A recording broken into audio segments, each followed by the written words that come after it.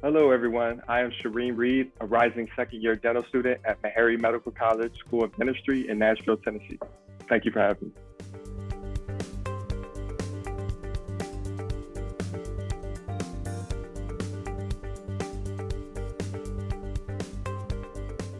I would say that it is a yin and a yang.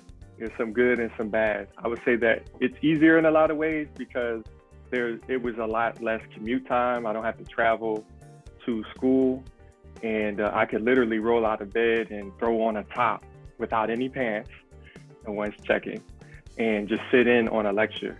And theoretically, there's more study time, a lot less stressful as well, but difficult in a sense because we, we get Zoom fatigued. There's endless hours just staring directly in a camera, like how we are today. But it's just less engaging, especially because a lot of our classes, our courses, the on-camera interaction was not mandatory. I would say there's a little bit of lack of motivation, at least on my end. So I had some lack of, less productivity. Personally, I learned better in a classroom setting, and the couch always calls me over during lecture. I'm like, oh, I want to sit down on the couch during lecture, but I try to prevent that from happening. And I was going to say mandatory lectures are the way to go. So I'm very excited about, the transition back in person in the fall.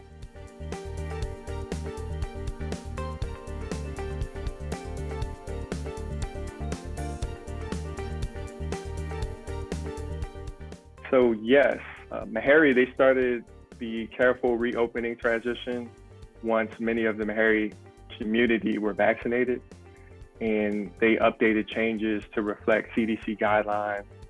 They allowed more occupants in each room.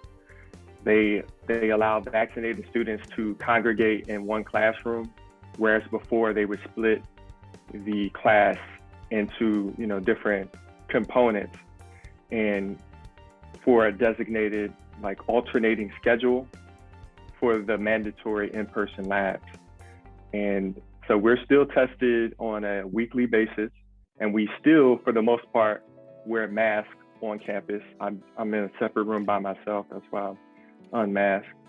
But what I think is very cool, though, is that Meharry, they incorporated a COVID vaccine passport, which essentially allows Meharrians to bypass building entry checkpoints if they are vaccinated. So we provide them with proof, and they put us in a system, and it's an app on your phone that will say that you're okay to bypass the checkpoint.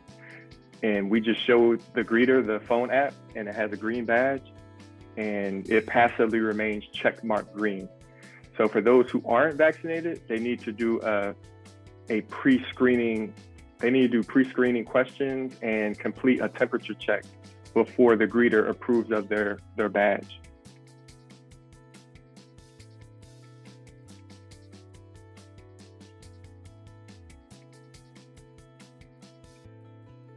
Yes, I would say manage my time more efficiently, but we all, want to do that. I feel like I could have used that time more efficiently to exercise, which I feel like I'm not in complete shape now. The COVID-19, it has taken a toll on a lot of people's health habits.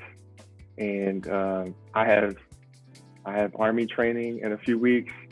Don't quite feel prepared, but this last week I'm gonna jog a few times and I'll get through it. But yeah, if I could utilize my time to exercise more, and I would say minimize distractions at home, because for me, studying at home just isn't it's just not my thing. And Meharry libraries have been open for the last few months, but I really haven't taken advantage of it.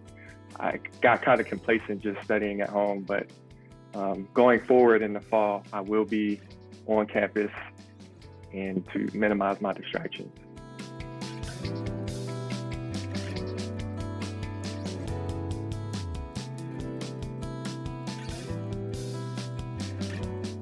So yes, number one, I would say separate yourself from the rest.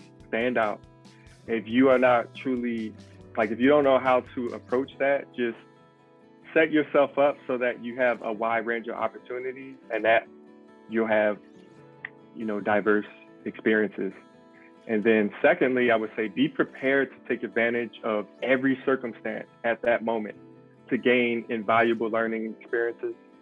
Because I was going to say, for me, God bless all the lives lost and affected by the pandemic.